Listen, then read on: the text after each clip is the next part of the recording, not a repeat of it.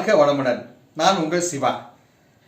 உணவும் உலகமும் நிகழ்ச்சியில் இன்னைக்கு நம்ம ஒரு சுவையான அவியல் கூட்டு எப்படி செய்யலாம் அப்படிங்கிறத பார்க்கலாங்க. வாங்க.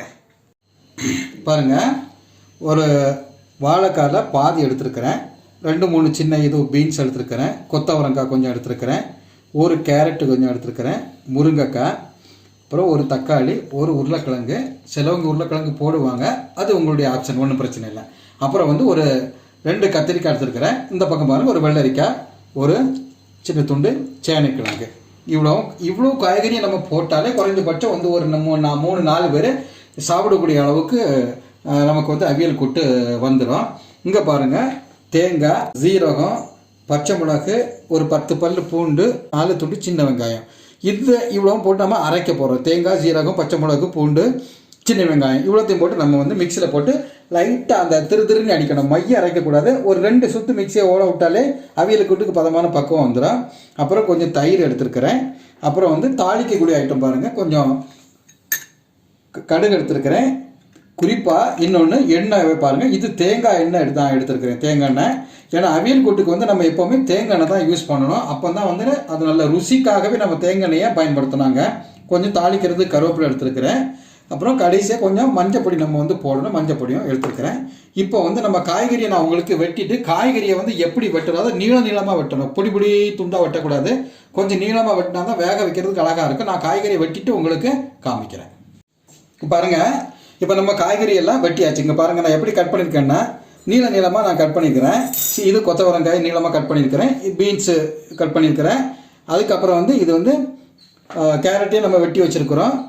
இது சேனைக்கிழங்கு, அப்புறம் முருங்கைக்காய். இது இவ்வளோத்தையும் நம்ம இதை ஏன் நான் தனியாக வச்சுருக்கேன்னா, இது இவ்வளோ வேகிறதுக்கு கொஞ்சம் தாமதமாகும். அதனால் நம்ம சட்டியில் தாளிச்சிட்டு முதல்ல இதை வேக போட்டுடணும். அதுக்கப்புறம் தான் இந்த பக்கம் பாருங்கள், நான் தண்ணிக்குள்ளே போட்டிருக்கேன். ஏன்னா கத்திரிக்காய் தான் கருத்துரும். இங்கே கத்திரிக்காய் இருக்குது, வெள்ளரிக்காய், உருளைக்கிழங்கு இவ்வளோத்தையும் இங்கே தனியாக நான் ஒரு வாழைக்காய் இவ்வளோத்தையும் இங்கே தண்ணிக்குள்ளே கட் பண்ணி வச்சுருக்கிறேன். இதை நம்ம இது பாதி வந்த பிறகு தான் நம்ம இதை வேக போடணும். இது சீக்கிரம் வந்துடும், இது வேகிறதுக்கு நேரமாகும். இங்கே பாருங்கள், கொஞ்சம் தக்காளியும் எடுத்து வச்சுருக்கிறேன். இப்போ நம்ம எப்படி இதை அடுப்பில் வச்சு வேக வைக்கும்போது உங்களுக்கு காமிக்கிறேன். நம்ம அரைக்கிறதுக்கு என்னென்ன வேணுங்கிறத பார்ப்போம். ஒரு 4 இது காரம் கம்மியானதுனால 4 பச்சை மிளகாய் எடுத்துருக்கிறேன். அப்புறம் கொஞ்சம் ஜீரகம் எடுத்துருந்தோம் இல்லையா, ஜீரகம், இந்த தேங்காய் எல்லாத்தையும் நம்ம இப்போ மிக்ஸி ஜாரில் போடுறோம். இதை நான் உங்களுக்கு முதல்ல சொன்னேன், கொஞ்சமாக அடித்தா போதும், ஃபுல்லாக மைய அரைக்கக்கூடாது. மிக்ஸி நீங்கள் ஆன் பண்ணி இப்போ சின்ன வெங்காயத்தை போடுறேன். அப்புறம் பூண்டு போடுறேன். கூடால கொஞ்சம் தேங்காய் கூடால மஞ்சப்பொடியும் கொஞ்சம் சாய்த்தா போடும். மஞ்சப்பொடி எப்போவுமே நம்முடைய ஆரோக்கியத்துக்கு நல்லது. இப்போ பாருங்கள், இப்படி திருன்னு இருக்க மாதிரி, அதாவது மைய அரைக்கக்கூடாது. நான் சொன்ன மாதிரி இந்த லெவலில் நம்ம அரைச்சி இப்போ இதை வச்சுருக்கணும். சரிங்களா? இந்த மாதிரி அரைச்சி எடுக்கணும். அப்போ அவியல் கூட்டுக்கு நல்ல ருசியாக இருக்கும். இந்த அவியல் கூட்டில் எல்லா காய்கறியும் இப்போ நமக்கு சேருது. உங்களுக்கு கிட்டத்தட்ட ஒரு 6-7 விதமான காய்கறி செய்கிறதுனால இது உடம்புக்கு ரொம்பவே ஆரோக்கியமானது. இப்போ சாம்பார் அதே மாதிரி தான், நம்ம வெஜிடபிள் சூப்பு குடிக்கிறது தான் சாம்பார் குழம்பு வச்சு நம்ம சாப்பிட்றது மாதிரி. இப்போ இந்த அவியல் கூட்டு நீங்கள் வாரத்துக்கு ஒரு நாள் வச்சு சேர்க்கும்போது நார்ச்சத்து நம்ம உடம்புக்கு நிறைய கிடைக்கும். அது உடம்புக்கு ரொம்ப நம்மளுடைய ஆரோக்கியத்துக்கு நல்லதுங்க. பாருங்கள், நம்ம அடுப்பில் பாத்திரத்தை வச்சு ஒரு 3 ஸ்பூனு தேங்காய் எண்ணெய் விடுவோம். அவியல் கூட்டு நான் முதல்ல உங்களுக்கு சொல்லியிருக்கிறேன், தேங்காய் எண்ணெய் விட்டால் தான் நல்ல ருசி வரும். இப்போ தேங்காய் எண்ணெய் விட்டாச்சு. பாருங்கள், எண்ணெய் காஞ்சிச்சு. இப்போ நம்ம கடுகை போடுவோம். கடுகு கொஞ்சம் வெடிக்கட்டும். கடுகு போடுவோம். கடுகு போட்டாச்சு. கடுகு கொஞ்சம் வெடித்த உடனே நம்ம அடுத்தால் கொஞ்சம் கருவேப்பிலையும் இதுக்குள்ளே சேர்ப்போம். கருவு கொஞ்சம் நல்லா வெடிக்குது பாருங்கள், அழகாக வெடித்து வருது. இந்த நேரத்தில் நம்ம கருவேப்பிலையை நம்ம இப்போ போடுவோம். இப்போ தீயை ரொம்ப குறைவாக வச்சுருக்கணும் இந்த நேரத்தில். இப்போ இனி இதுக்கு அடுத்தால நம்ம காய்கறியை போடுவோம். பாருங்கள், இப்போ நம்ம இந்த காய்கறிகளை சேனைக்கிழங்கு போடுறோம். அதுக்கு அடுத்தால் கேரட்டு, பீன்ஸு, இந்த கொத்தவரங்காய், முருங்கைக்காய். ஏன்னா இது வேகிறதுக்கு நேரமாகும். இப்போ போட்டாச்சு. போட்டுட்டு இது முங்கக்கூடிய அளவுக்கு கொஞ்சம் நம்ம தண்ணி சேர்த்துப்போம்.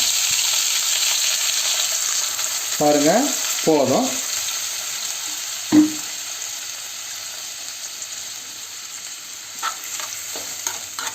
முங்கக்கூடிய அளவுக்கு இந்த அளவுக்கு கூட தண்ணி வேணால் கொஞ்சம் கூட நம்ம சேர்த்துக்கலாம். கொஞ்சம் வேகிறதுக்கு நல்லா தண்ணி சேர்த்த பிறகு கொஞ்சம் உப்பும் நம்ம போட்டுருவோம். கொஞ்சம் இருங்க. கொஞ்சம் உப்பு வந்து நம்ம போடுவோம். இந்து உப்பு நம்ம வந்து பயன்படுத்துகிறோம். இந்து உப்பு எப்போவுமே நம்ம ஆரோக்கியத்துக்கு நல்லது. கொஞ்சம் உப்பு நம்ம போட்டாச்சு.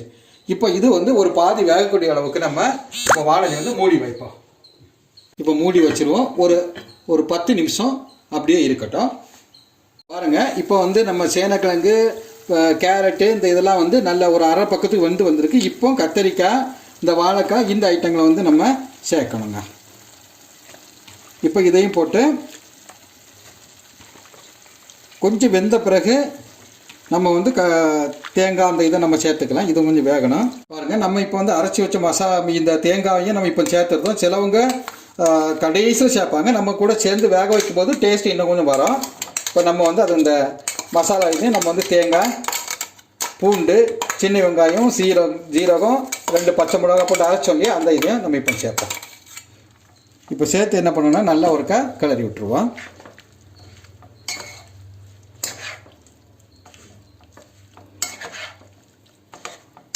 நல்லா இப்படி கொஞ்சம் கிளறி விடுவோம். பாருங்கள், தண்ணி கம்மியாக தான் இருக்குது. ஏன்னா இந்த காய்கறியில் இருந்தால் கொஞ்சம் தண்ணி நமக்கு வந்து இறங்கும். ரொம்ப தண்ணி ஜாஸ்தியாக வைக்கக்கூடாது. இது கொஞ்ச நேரத்தில் இதெல்லாம் அழகாக வெந்துடும். நமக்கு அப்படியே மூடி வச்சாலே போதுங்க. பாருங்கள், நம்ம தண்ணி அழகாக தேவையான அளவுக்கு சரியாக வச்சதுனால பாருங்கள், காய்கறிலாம் உடையாமல் அடி பிடிக்காமல் அழகாக வந்திருக்குது. சரிங்களா? பார்க்கறதுக்கே நல்ல ஒரு அழகாக இருக்குது. இப்போ நம்ம என்ன பண்ணணும், இது கூட கொஞ்சோடு தயிர் சேர்த்து கொஞ்சம் உப்பு சேர்த்து கிளறியாச்சுன்னா சுவையான அவியல் கூட்டு ரெடி ஆகிருங்க. பாருங்கள், நான் இப்போ கொஞ்சம் ஒரு 2 ஸ்பூன் வந்து தயிர் விடுறேன். இந்த தயிர் நம்ம வந்து விடும்போது நல்ல ருசி வருங்க அவியல் கூட்டுக்கு. இப்போ தயிர் விட்டு பிறகு நம்ம கொஞ்சோல உப்பு சேர்த்துப்போம். கொஞ்சோல நம்ம வந்து உப்பு சேர்த்துப்போம். கொஞ்சம் தான் உப்பு போடணும், ரொம்ப போடக்கூடாது. அது உங்கள் தேவைக்கேற்றவாறு நீங்கள் போட்டுக்கோங்க. கொஞ்சம் உப்பு சேர்த்தாச்சு. என்னென்னா கொஞ்சம் கலரி விட்டுக்குவோம். மெதுவாக கலரணும். ஏன்னா வந்து காய்கறியெல்லாம் வந்து உடஞ்சிடக்கூடாது. ரொம்ப ஸ்பீடெல்லாம் கிண்டக்கூடாது. ஜஸ்ட் இந்த காய்கறியெல்லாம் உடையாத அளவுக்கு பார்த்து மெதுவாக அப்படியே கலரி விட்டால் போதும்.